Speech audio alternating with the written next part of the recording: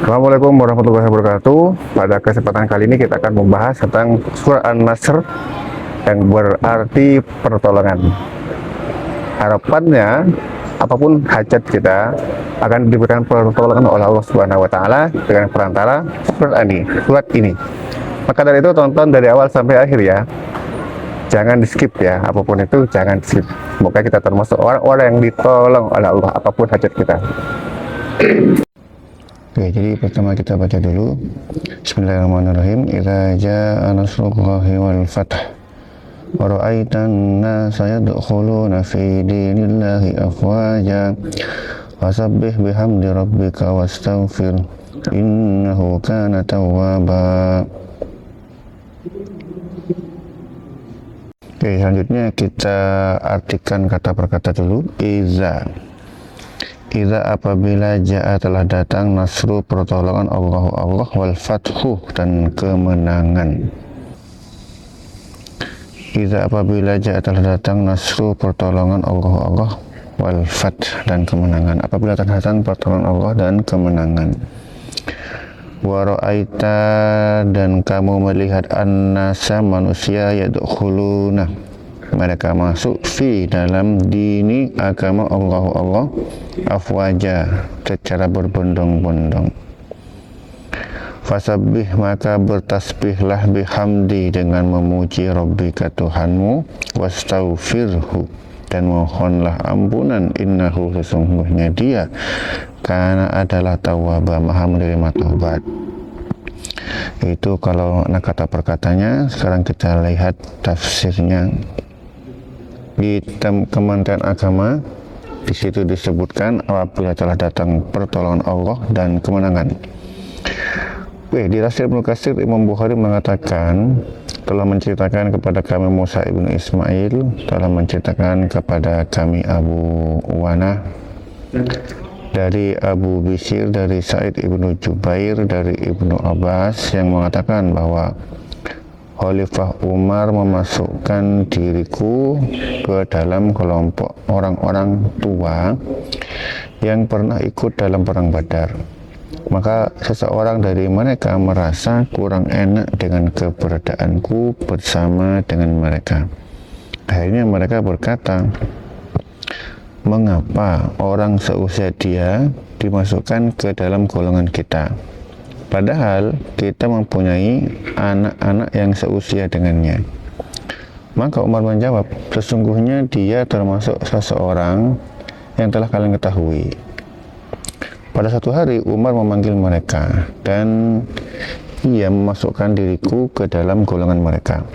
Dan aku mengerti bahwa tidaklah dia memanggilku dan menggabungkan diriku bersama mereka di hari itu, melainkan dengan tujuan hendak memperlihatkan kadar ilmuku kepada mereka. Lalu Umar membuka pembicaraan. Bagaimana pendapat kalian tentang makna firman Allah Subhanahu wa taala apabila telah datang pertolongan Allah dan kemenangan? Maka sebagian dari mereka menjawab,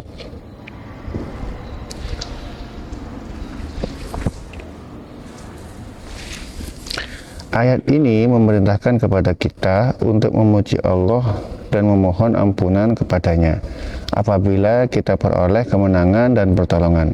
Dan sebagian dari mereka hanya diam, tidak mengatakan sepatah kata pun. Maka Umar berkata kepadaku, apakah demikian pula menurutmu, hai Ibnu Abbas? Tidak. Umar berkata, gimana menurutmu? Maka aku menjawab bahwa itu merupakan pertanda dekatnya ajal Rasulullah SAW yang diberitahukan kepadanya. Allah Subhanahu wa taala berfirman, apabila telah datang pertolongan Allah dan kemenangan, maka itu adalah alamat dekatnya ajalmu. Maka bertasbihlah dengan memuji Tuhanmu dan mohonlah ampunan kepadanya. Sesungguhnya dia maha penerima taubat. Maka Umar ibnu Khattab radhiyallahu an berkata, aku pun sependapat denganmu. Hadis ini diriwayatkan oleh Imam Bukhari secara munfarid, artinya sendirian. Imam Ibnu Jarir telah meriwayatkan dari Muhammad Ibnu Humaid, dari Mahran, dari As-Sawri, dari Asim, dari Ibnu Razin, dari Ibnu Abbas. Lalu ia menyebutkan kisah yang semisal dengan kisah itu. Imam Ahmad mengatakan telah menceritakan kepada kami Muhammad Ibnu Fudail, telah menceritakan kepada kami Atta dari Sa'id Ibnu Jubair, dari Ibnu Abbas, yang mengatakan bahwa ketika diturunkan firman-Nya, apabila telah datang pertolongan Allah dan kemenangan, Rasulullah SAW bersabda, ini adalah ucapan belasungkawa terhadapku, karena sesungguhnya beliau SAW wafat pada tahun itu juga. Imam Ahmad meriwayatkan secara munfarid. Al-Aufi telah meriwayatkan hal yang semisal dari Ibnu Abbas. Hal yang sama telah dikatakan pula oleh Mujahid, Abul Aliyah, Ad-Daha, dan lain-lainnya, bahwa ini merupakan berita dekatnya ajal Rasulullah SAW. Ibnu Jarir mengatakan telah menceritakan kepadaku Ismail ibnu Musa, telah menceritakan kepada kami Al-Hasan ibnu Isa Al-Hanafi dari Ma'mar, dari Az-Zuhri, dari Abu Hazim, dari Ibnu Abbas, yang mengatakan bahwa ketika Rasulullah SAW berada di Madinah, tiba-tiba beliau SAW bersabda, Allah Maha Besar, Allah Maha Besar, Allah Maha Besar, Allahu Akbar, Allahu Akbar, Allahu Akbar. Telah datang pertolongan Allah dan kemenangan. Telah datang penduduk Yaman. Ditanyakan, wahai Rasulullah, siapa penduduk Yaman itu? Rasulullah SAW menjawab, kaum yang lembut hatinya dan lunak wataknya. Iman adalah Yaman dan fikih adalah Yaman. Hikmah adalah Yaman. Kemudian Abdul A'la meriwayatkan dari Ibnu Saur, dari Ma'mar, dari Ikrimah secara mursal. Imam Tabrani mengatakan telah menceritakan kepada kami Zakaria ibnu Yahya, telah menceritakan kepada kami Abu Kamil Al-Juhdari, telah menceritakan kepada kami Abu Uwanah dari Hilal ibnu Qiliyabab, dari Ikrimah, dari Ibnu Abbas, yang mengatakan bahwa ketika diturunkan firman-Nya, apabila telah datang pertolongan Allah dan kemenangan, hingga akhir surat, ini merupakan berita dekatnya ajal Rasulullah SAW saat surat ini diturunkan. Maka kelihatan Rasulullah SAW lebih mempergiat kesungguhannya dari sebelumnya dalam masalah akhirat. Dan Rasulullah SAW sesudah itu bersabda, telah datang pertolongan Allah dan kemenangan, dan telah datang penduduk Yaman. Seorang laki-laki bertanya, wahai Rasulullah, siapa penduduk Yaman itu? Rasulullah SAW bersabda, kaum yang memiliki hati yang lembut dan watak yang lunak. Imam adalah Yaman dan fikih adalah Yaman. Imam Ahmad mengatakan bahwa telah menceritakan kepada kami Waki dari Sufyan, dari Asim ibnu Abu Razin, dari Ibnu Abbas, yang mengatakan bahwa ketika diturunkan firman-Nya, apabila telah datang pertolongan Allah dan kemenangan, Nabi Muhammad SAW mengetahui bahwa sesungguhnya ini merupakan berita dekatnya ajal dirinya. Menurut satu pendapat mengatakan bahwa ketika diturunkan surat ini An-Nasr, Waki juga menceritakan kepada kami, ini sama ya, dekatnya kewafatan Rasulullah. Kemudian Imam Tabrani sama ya,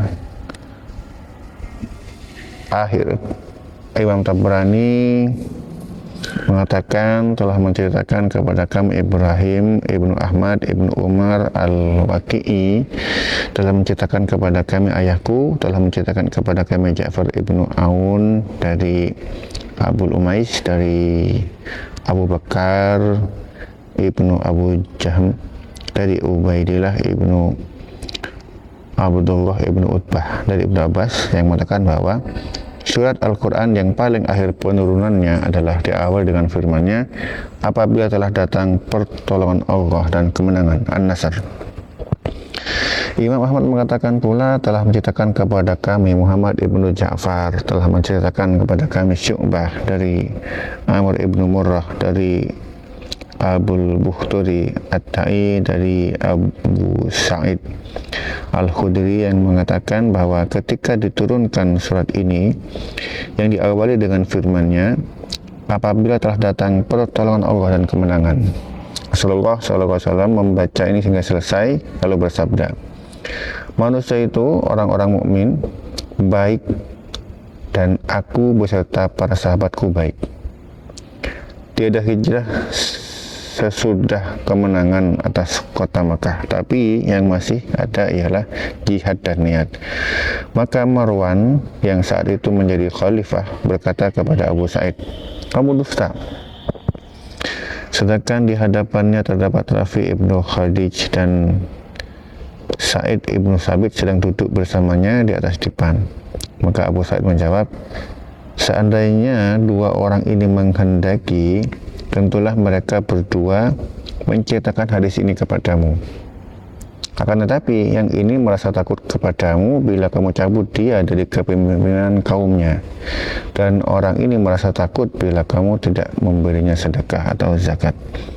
Maka Waman mengangkat cemetinya dengan maksud akan memukul Abu Sa'id, dan ketika teman duduknya itu melihat situasi memanas, maka keduanya berkata mendukung Abu Sa'id, dia benar.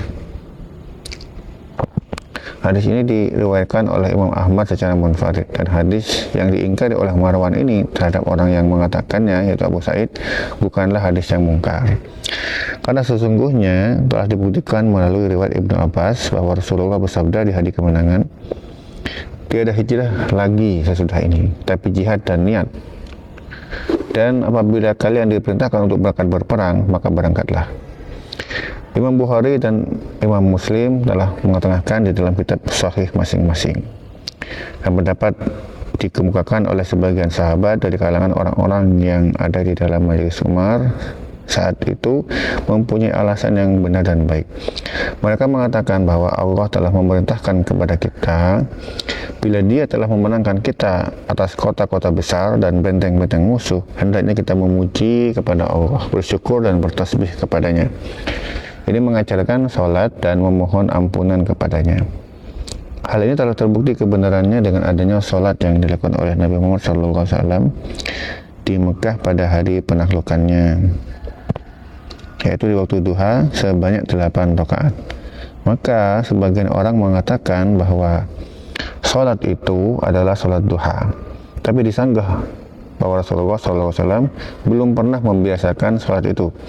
Lalu mengapa beliau melakukan sholat itu padahal beliau dalam keadaan musafir dan tidak berniat untuk bermukim di Mekah? Karena itulah maka beliau tinggal di Mekah hanya sampai akhir Ramadan, yang lamanya kurang lebih 19 hari, dan selama itu beliau mengqashar sholatnya. Dikosornya berapa ini? Qosornya 19 hari. Kok bisa gitu ya, seperti itu. Lalu beliau berbuka bersama semua tentara kaum muslim yang saat itu jumlahnya kurang lebih 10.000 personel, berarti posisi perang mungkin ya. Mereka yang menyanggah pendapat pertama mengatakan bahwa sholat yang dilakukan oleh mereka tiada lain adalah surah Al-Fath, surah kemenangan. Mereka mengatakan bahwa untuk itu maka dianjurkan bagi pemimpin pasukan apabila mendapat kemenangan atas suatu negeri, hendaknya ia melakukan sholat di dalam negeri itu saat pertama kali dia memasukinya sebanyak 8 rakaat. Hal yang semisal telah dilakukan oleh Sa'id ibnu Abu Waqqas di hari kemenangan atas kota-kota besar. Sholat ya, menang perang. Mungkin kalau kemenangan-kemenangan besar lain bisa sholat juga mungkin ya. Kemudian sebagian, ini pendapatnya yang pendapat saya yang bagian kemungkinan ya, tapi perang itu kan kalau zaman sekarang bukan perang fisik ya, tapi perang digital. Mungkin kalau baru selesai perang bisa sholat ya, misalkan ada baru saja memenangkan perang melawan apa melawan kebodohan diri sendiri. Bisa. Oke, kita lanjut. Kemudian sebagian dari ulama mengatakan bahwa Nabi Sallallahu Alaihi Wasallam mengerjakan sholat yang 8 rakaat itu dengan sekali salam. Tapi menurut pendapat yang sahih, Nabi Muhammad SAW melakukan salam pada setiap 2 rakaatnya, sebagaimana yang disebutkan di dalam kitab Sunan Abu Daud, bahwa Rasulullah SAW melakukan sholat pada tiap 2 rakaat di hari kemenangan atas kota Mekah. Adapun menurut penafsiran Ibnu Abbas dan Umar radhiyallahu anhu yang mengatakan bahwa surat ini merupakan pemberitahuan akan dekatnya kewafatan Rasulullah SAW, maka seperti ini: ketahuilah bahwa apabila aku taklukkan Mekah untukmu, karena ia adalah kota yang telah mengusirmu dan manusia mulai memasuki agama Allah secara berbondong-bondong, maka sesungguhnya akan kami selesaikan tugasmu di dunia. Karena itu bersiap-siaplah kamu untuk datang menghadap kepada kami, maka negeri akhirat itu lebih baik bagimu daripada dunia. Sesungguhnya Tuhanmu akan memberimu pahala yang membuatmu merasa puas dengannya. Karena itulah akan disebutkan oleh firman-Nya, maka bertasbihlah dengan memuji Tuhanmu dan mohonlah ampunan kepadanya. Sesungguhnya Dia adalah Maha Penerima Taubat. Imam Nasai mengatakan, telah menceritakan kepada kami Amr ibnu Mansur, telah menceritakan kepada kami Muhammad ibnu Mahbub, telah menceritakan kepada kami Abu Uwanah dari Hilal ibnu Khabbab, dari Ikrimah, dari Ibnu Abbas yang mengatakan bahwa ketika turun firman Allah, apabila telah datang pertolongan Allah dan kemenangan. Menurut Ibnu Abbas, ini merupakan berita tentang dekatnya masa kewafatan Rasulullah SAW. Sesudah itu beliau kelihatan lebih meningkatkan kesungguhannya dalam urusan akhirat. Dan sesudah itu Rasulullah SAW bersabda, telah datang kemenangan dan telah datang pertolongan Allah dan telah datang penduduk Yaman. Maka lelaki itu bertanya, wahai Rasulullah, siapakah penduduk Yaman itu? Mereka adalah kaum yang berhati lunak dan berwatak lemah lembut. Iman adalah Yaman, hikmah adalah Yaman, dan fikih adalah Yaman. Imam Bukhari mengatakan, telah menceritakan kepada kami Utsman ibnu Abu Syaibah, telah menceritakan kepada kami Jarir dari Mansur, dari Abu Duha, dari Masruq, dari Aisyah yang mengatakan bahwa Rasulullah SAW dalam rukuk dan sujudnya memperbanyak bacaan ini: Subhanakallahumma rabbana wa bihamdika Allahumma ighfirli. Maha suci Engkau ya Allah Tuhan kami, dan dengan memuji kepada Engkau ya Allah ampuni aku. Nabi Muhammad SAW melakukan demikian sebagai pengamalannya terhadap makna surat ini. Dan jamaah lainnya telah mengatakannya selain Imam Tirmidzi melalui hadis Mansur dengan syarat yang sama.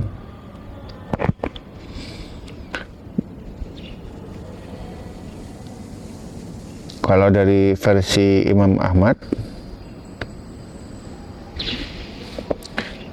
Imam Ahmad ini mengatakan telah menceritakan kepada kami Muhammad ibnu Abu Adi dari Daud, dari Asy-Syi'bi, dari Masruq yang mengatakan bahwa Aisyah telah mengatakan bahwa Rasulullah SAW di akhir usianya memperbanyak bacaan ini: Subhanakallahumma wa bihamdika astaghfirullah wa atubu ilaih.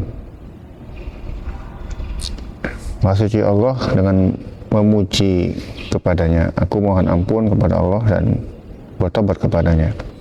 Dan beliau SAW bersabda, sesungguhnya Tuhanku telah memberitahuku bahwa aku akan melihat suatu tanda dekatnya ajalku di kalangan umatku, dan Dia memerintahkan kepadaku apabila telah melihatnya untuk memperbanyak bacaan tasbih, tahmid, dan istighfar kepadanya. Sesungguhnya Dia Maha Penerima Taubat, dan sesungguhnya aku telah melihatnya, yaitu melalui firman-Nya, apabila telah datang pertolongan Allah, dan sampai akhirnya. Imam Muslim meriwayatkan melalui jalur Daud ibnu Abu Hindun dengan sanad yang sama.